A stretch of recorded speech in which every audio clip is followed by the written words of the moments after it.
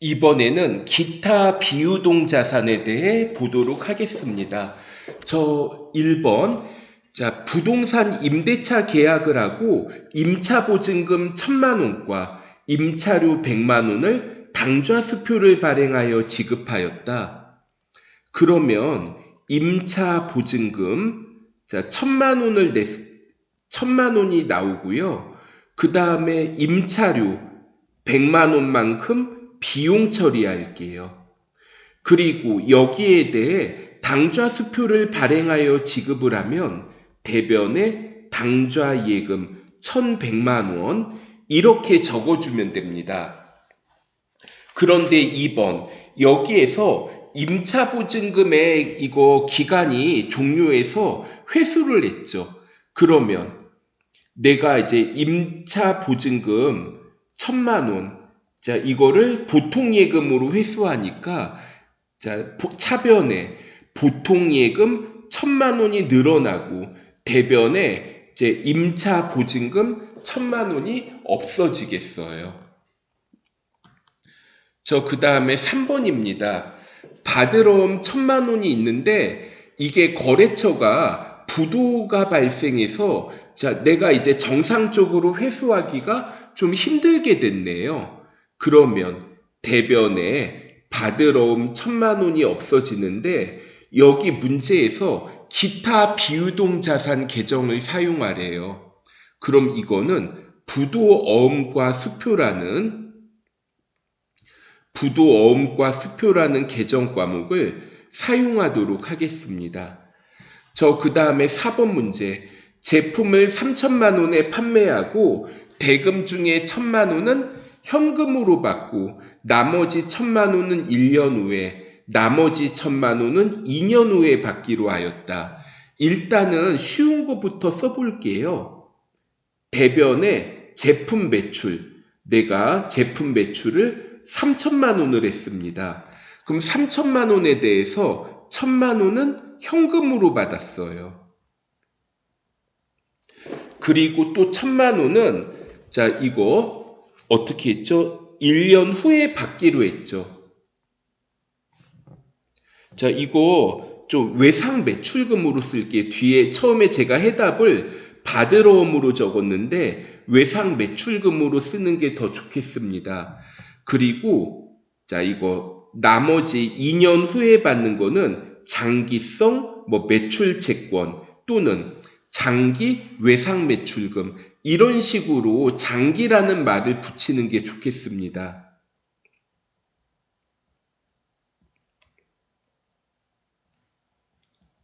자, 이렇게 적어보도록 할게요.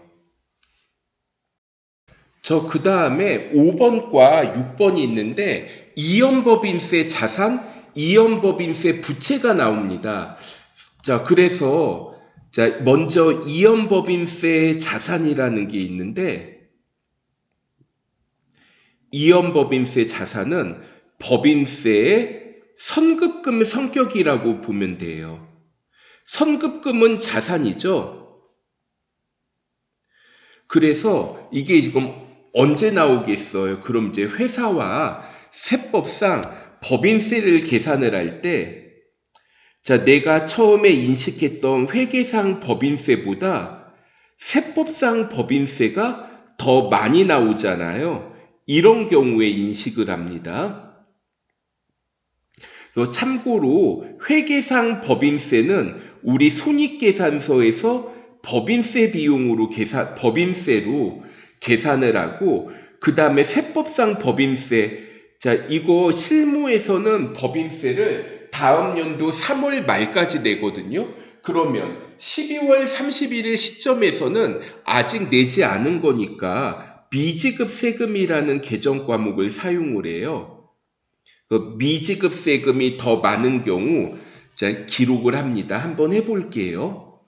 자, 법인세법상 내야 될 금액이 5천만 원이고 회계상 내야 될 법인세가 4천만 원입니다. 그러면 이제 법인세 비용, 회계상 금액은 4천만 원인데 세법상 이제 내야 될 금액, 이거 내년 3월 말까지 미지급 세금으로 5천만 원을 내야 돼요. 그럼 결과적으로 1,000만 원을 더 내는데 전액 일시적 차이로 인한 것이다. 이런 말이 나와 있죠. 그럼 일시적 차이라는 건 언젠가는 이제 반대 조정이 일어나면서 지금 올해는 회계상 법인세가 더 많지만 내년도에는 다시 올해는 세법상 법인세가 더 많지만 언젠가는 세법상 법인세가 더 적은 날이 올 것이다. 이렇게 이해할 수가 있겠죠. 그래서 이걸 우리가 뭐라고 하냐면 이연법인세 자산이라고 이렇게 부릅니다. 참고로 이연법인세 부채라는 게 있어요.